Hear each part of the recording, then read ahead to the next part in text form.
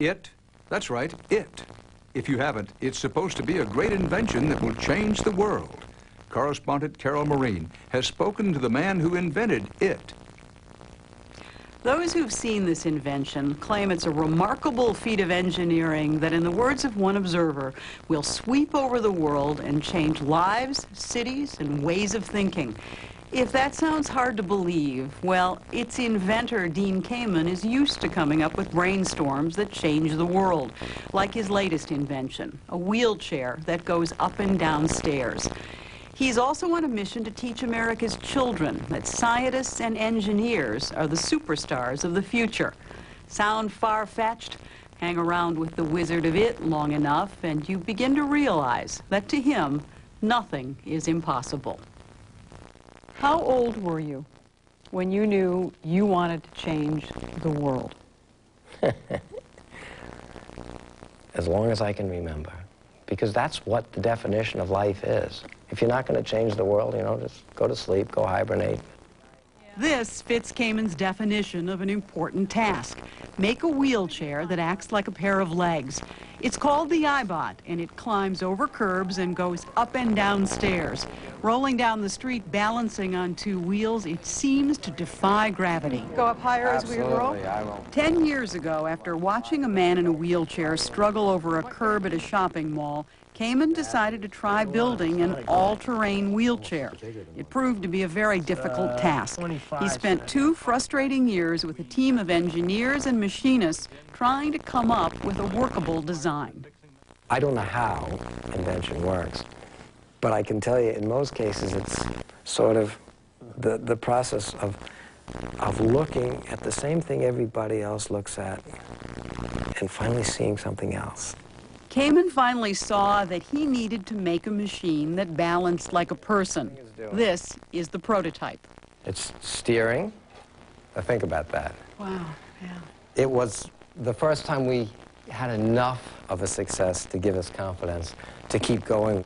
The early prototypes are stashed in a back room at DECA, Dean Kamen's company in Manchester, New Hampshire. Lined up together, they provide a visual timeline of the process of invention. Under the seat, the final iBot has 3 computers controlling 6 gyros to keep the chair balanced. It cost $100 million to develop and is scheduled for release later this year, with a price tag of $25,000 apiece. Try out the gravel a little bit here. Kevin Gagney is trying the iBot for the first time after 14 years in a conventional wheelchair. We've now had well over 100 clinical patients use it, and they get in the iBot and they'll go across sand and you can't stop that machine. Wow, that's really neat. Very great. And then they'll just stand up. And when they get up and they look you in the eye, they cry. Men, women.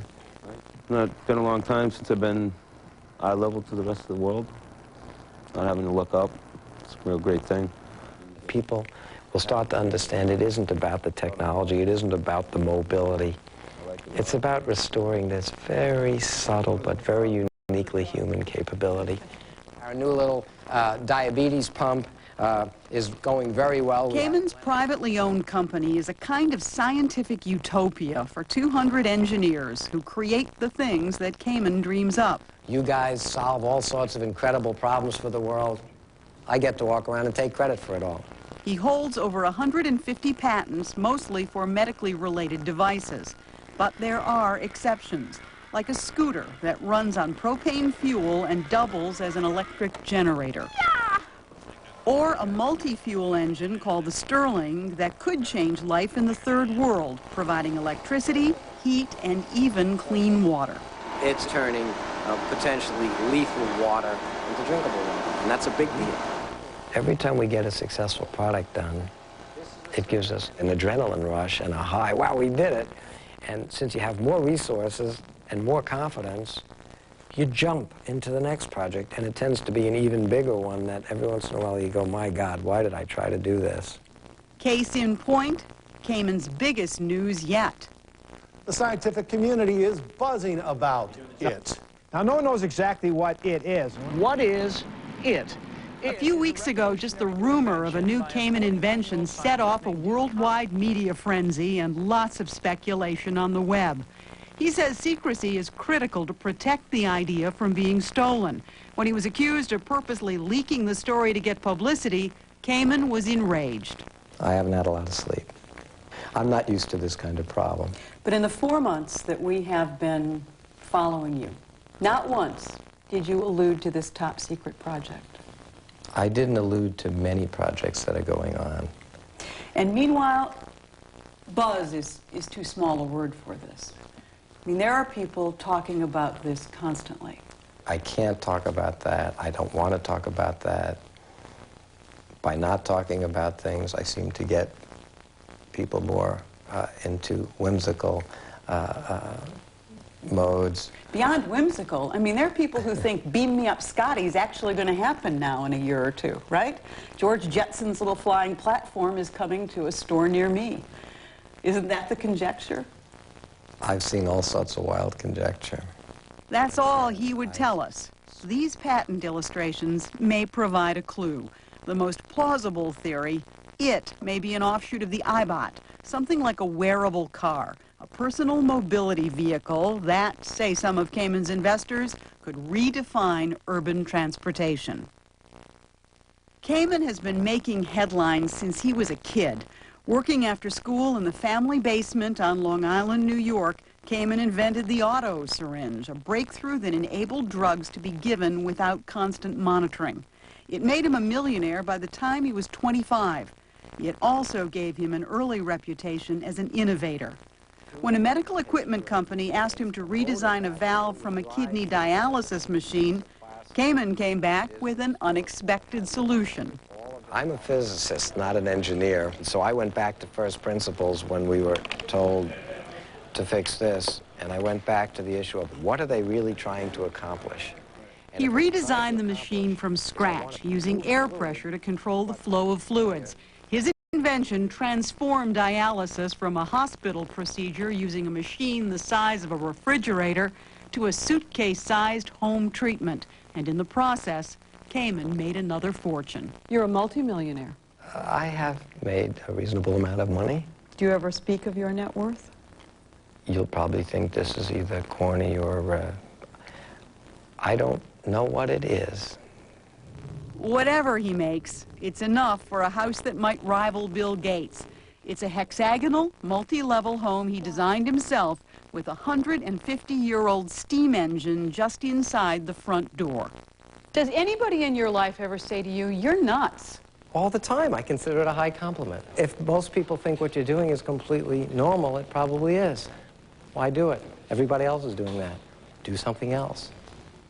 Portraits of Albert Einstein hang all over the house, all of them the work of his father, who was an illustrator for Mad magazine. And there are clocks, all built by Kamen in his home workshop. At 49 years old, Kamen is not married and does not plan to have children. He is the kid who never grew up. So why not put a circular stairway hidden in the stone mass of the chimney? So? Check out the secret passageways and the secret doors. And tip the right book, and then all of a sudden, the staircase appears. All right. Or the working elevator. It was used in the movie The Sting. And in place of the two-car garage, there are the twin helicopter bays, like something out of a James Bond movie. You know how when you're a little kid, your mother would say, "How many times have I told you to stop bringing a helicopter into the house?" Yeah. Kamen commutes to work by helicopter with Star Wars blaring through his headphones.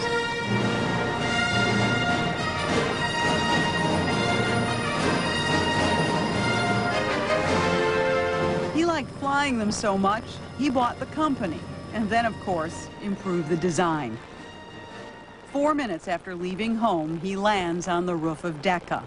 For longer trips, there's the Citation jet. He is one of a few pilots in the country certified to fly so sophisticated a plane without a co-pilot. In one afternoon, we flew across New England, transferred to one of his helicopters, and minutes later, we were in Kamen's private kingdom, North Dumpling Island off the coast of Connecticut. You have all these incredible toys. It's got its own Stonehenge down there. That's where we sacrifice lawyers. He doesn't visit here much, but the island is a microcosm of his worldview. Combination solo thinker and rebel. When the state of New York objected to the wind turbine he erected, Kamen seceded from the United States.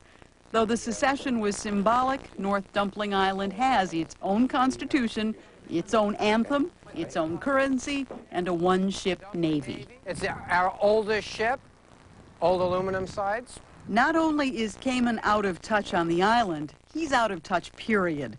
He says he doesn't watch TV much or go to the movies, all of which helps explain why at a friend's wedding he didn't know who he was sitting next to.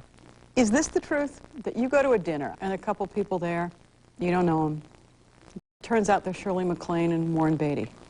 Yeah, I was sitting next to her at her daughter's wedding. At her daughter's wedding? Would you know who Ricky Martin is? No. Tom Cruise? Yes.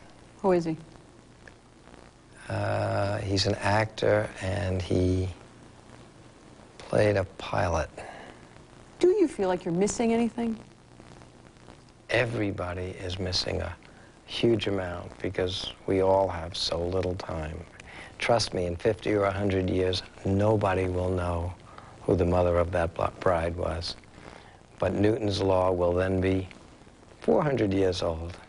And Archimedes' principle will be 2,250 years old.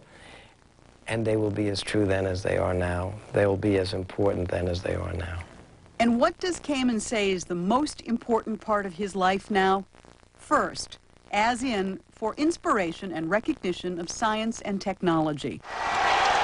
Over 500 teams involving 25,000 high school kids from all over the country and several foreign nations build robots to compete in specific tasks, like navigating an obstacle course and putting a ball in a basket. We're going to the final!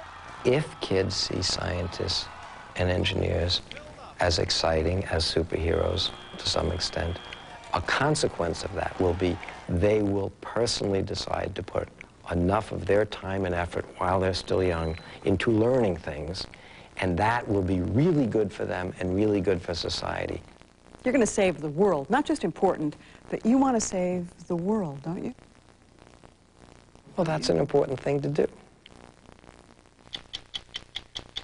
For 20 inventions that change the world, or at least your life, log on to CBS.com. CBS Market Watch Update, sponsored by Fidelity Investments. Good evening.